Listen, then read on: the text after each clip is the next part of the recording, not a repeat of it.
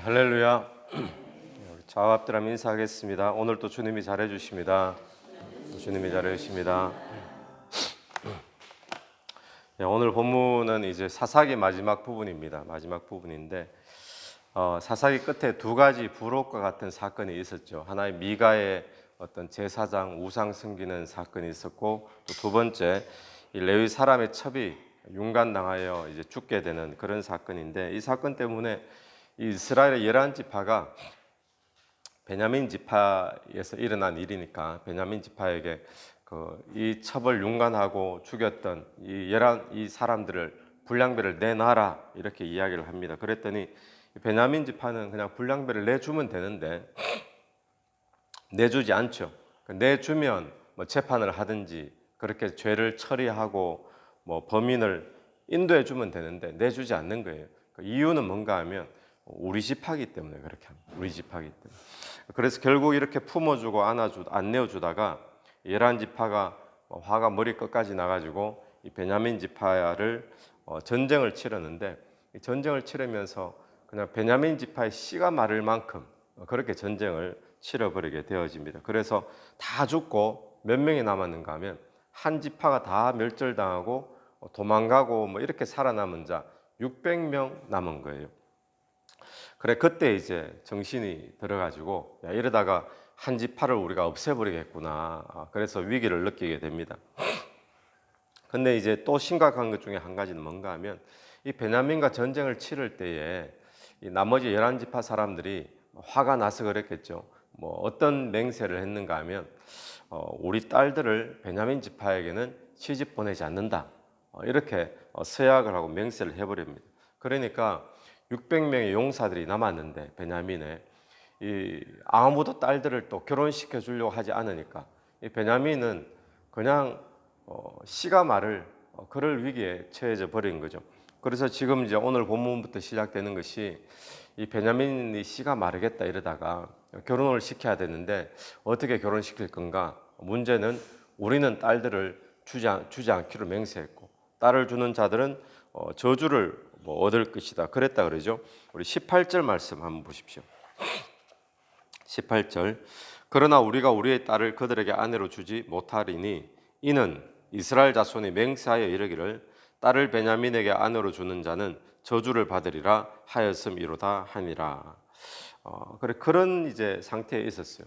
근데 그런 와중에 이들이 어떤 꾀를 내는데 어떤 일이 있었는가 하면 베냐민과 전쟁 치르는 가운데 이번 전쟁에 참여하지 않은 성읍이 있는가 조사를 했습니다. 조사를 했더니 야베스 길앗 주민들이 불참을 한 거예요.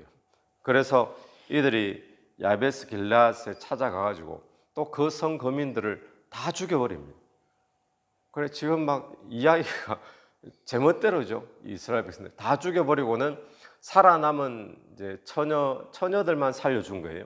살아남은 처녀를 보니까 400명이 되는 겁니다. 그래서 이 살아남은 처녀 400명을 남은 600명 베냐민 지파 용사들에게 시집을 보냅니다.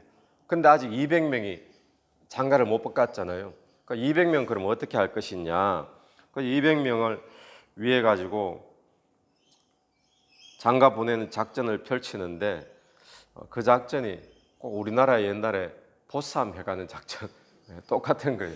그러니까 이들이 머리를 써서 여호와 절기가 되면은 실로에서 처녀들이 나와서 춤을 추고 축제니까 춤을 추고 이러는데 그런 베냐민 지파 너희들이 포도원에 숨었다가 그날 밤에 한 명씩 보쌈에 가라는 겁니다. 자, 그렇게 되어지면 그들 또 딸을 내어준 게 아닌 게 되어지고 오히려 홈침 당함을 되는 거잖아요. 딸을 홈침 당함을 되는 거니까 서약을 어긴 것이 아니다.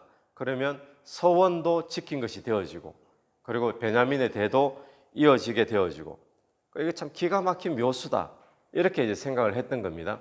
그런데 묘수가 아니고 사실은 꼼수죠. 꼼수. 자, 오늘 이제 본문이 그런 이야기인데 14절, 15절 한번 보십시오. 15절. 백성들이 베냐민을 위하여 뭐 했다 그럽니까? 뉘우쳤으니 막 실컷 죽이고 완전히 그냥 씨를 마르게 하는데 그러다가 이제 뒤돌아보니까 이러다가 멸망당하겠구나 이제 뉘우치게 되었고, 뉘우치고 난 다음에는 16절 회중의 장로들이 이르되 베냐민의 여인이 다 멸절되었으니 이제 그 남은 자들에게 어떻게 하여야 아내를 얻게 할까? 실컷 죽일 때는 언제고 또 지금은 또 어떻게 하면 그들을 또 잘 보존시킬까? 그렇게 되어지죠. 그러다가 또 머리를 낸 것이 금방 실로에서 축제가 열리는데 여호와 절기 때 그때 한 명씩 보쌈에 가면 되겠다. 그래가지고 또 그런 일을 벌이죠. 그러니까 오늘 이 본문에서 우리가 보는 게 뭔가 하면 전부 그냥 이게 어떤 기준도 없고 임기응변인데 제멋대로인 거예요. 그래서 오늘 우리가 기억해야 될 몇 가지 살펴볼 묵상의 포인트는 이런 문제가 왜 발생을 했는가. 첫 번째 이유는 이 베냐민 지파가 우리 지파다 이것 때문에 사실 발생한 거죠. 죄인을 내어주면 되는데 우리 지파기 때문에 죄인을 내어주지 않았습니다. 죄를 처리하지 않은 거죠. 오늘 우리의 삶에도 나니까 내가 했는 거니까 나에 대해서는 관대하고 나에 대해서는 꼭 신앙의 내로남불과 같은 거죠. 그렇게 내 죄는 괜찮다 생각하고 처리하지 않고 미루고 그러면 언젠가는 심판이 있다라는 것을 우리는 반드시 기억을 해야 될 줄로 믿습니다. 그래서 내 죄를 더 엄격하게 처리하고 남에 대해서 오히려 관대해야 될 것인데 남에 대해서는 그렇게 정죄하고 비판하고 자라면서 나에 대해서는 이게 관대해지면 그런 인생은 사실 소망이 없죠. 그러나 자기 자신에게 엄격하고 자기 자신에게 회개할 수 있도록 죄를 끊어내고 그런 인생이 소망과 희망이 있는 줄로 믿습니다. 이런 문제가 발생한 두 번째 이유는 뭔가 하면 이 이스라엘 백성들이 지금 뉘우쳤다라는 말이 있고 또 후회했다 뭐 이런 표현들이 있는데 이들이 경솔하게 서원을 한 거예요. 경솔하게 화가 나서 베냐민 지파를 다 멸절해 버리겠다. 그러고는 지금 전쟁을 치렀죠. 또 서원을 했는데 절대 우리 딸을 베냐민 지파에게 시집 보내지 않겠다. 시집 보낸 자는 하나님의 저주가 있을지어다. 이렇게 지금 이제 서원을 한 거예요. 그럼 문제는 이것 때문에 이제 나중에 후회를 하게 되는 그런 일이 있었는데, 자 그러면 왜 이렇게 경솔하게 이들이 서원하고 결정하고 그랬을까요? 여러분 왕이 없는 시대의 특징이 바로 그겁니다. 경솔하게 뭔가 결정하고 왜 그런가 하면 왕이 없으니까 자기 감정대로 또 자기 어떤 자기 멋대로 그렇게 일을 결정하고 기준이 없는 거죠. 하나님이 왕인 사람의 특징은 뭐겠습니까? 하나님을 왕으로 인정하는 사람. 하나님 오늘 또 내 삶의 왕이고 주인입니다 라고 인정하는 사람의 가장 두드러진 첫 번째 특징은 뭔가 하면 하나님의 말씀이 뭔가를 결정할 때 기준이 되는 사람인 줄로 믿습니다. 하나님이 왕이 아닌 사람의 특징은 말씀의 기준이 아닙니다. 그의 삶에는 기준이 없고 자기가 기준인 거죠. 자기 멋대로 자기의 감정대로 다 죽여버리다가 또 아차 싶어서 또 다른 일을 하는데 그 일도 하나님께서 원하시는 그런 방법이 아닌 거예요. 그러니까 이들이 보면 문제의 처음 발단이 그거였잖아요. 이렇게 성폭행을 하고 이런 성적인 그런 걸 일으킨 사람을 심판하겠다. 그래가지고 11지파가 모였는데 결국 나중에 하는 짓을 보면 어떻습니까? 자기 딸들을 그냥 성폭행 당하도록 내어줘 버리잖아요. 납치당하도록. 그러니까 이런 일들이 왜 일어나는가? 기준도 없고 제 멋대로 제 감정대로 왕이 없었기 때문에 그런 거예요. 오늘 저와 여러분에게 다시 한번 더 기억해야 될 것, 왕이 있는 사람, 하나님을 왕으로 고백하고 주인으로 고백하는 사람의 특징은 하나님 말씀이 그의 삶의 기준이 되는 줄로 믿습니다.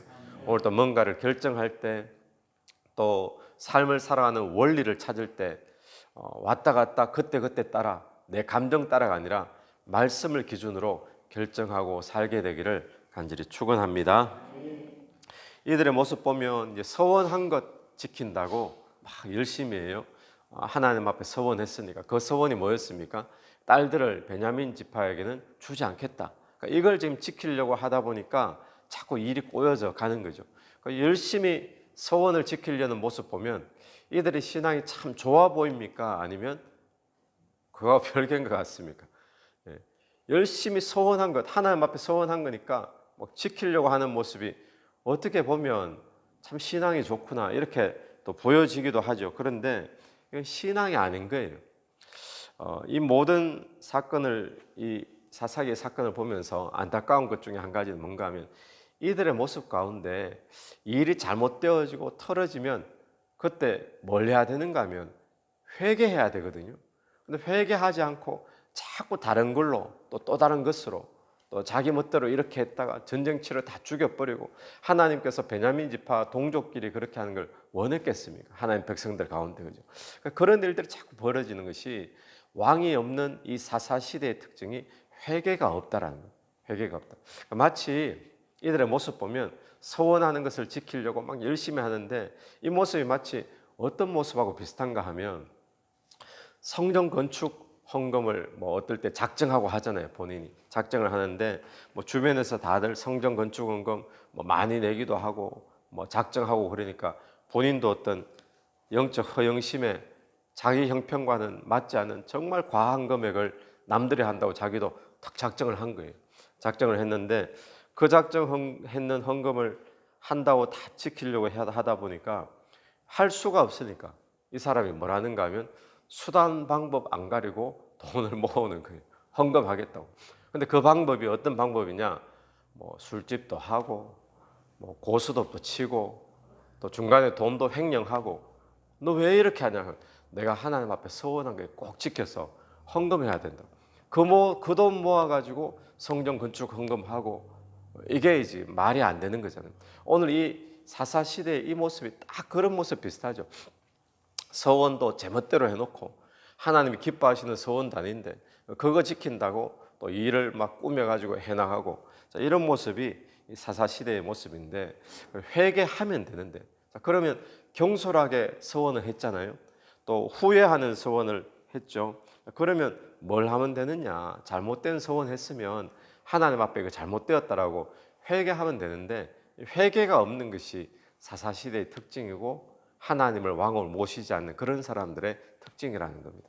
오늘 저와 여러분의 삶에 하나님을 왕으로 모신 사람은 뭔가 잘못되어지면 회개하는 은혜가 있게 되기를 바랍니다.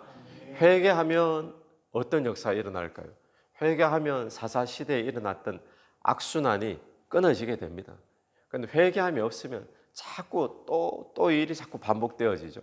그래서 오늘 저와 여러분의 삶에 이런 사사시대의 모습을 보면서 이 모습이 그들의 모습이 아니라 사실 오늘날 우리의 모습과 참 비슷하기 때문에 우리 자신을 잘 돌아보면서 주님 앞에 회개하는 모습들, 그리고 경솔하게 서원하는 자가 아니라 뭔가 결정할 때 늘 말씀이 기준이 되는 그런 저와 여러분의 삶이 되기를 간절히 바랍니다.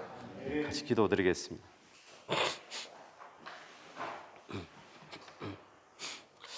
하나님 아버지, 은혜를 감사합니다.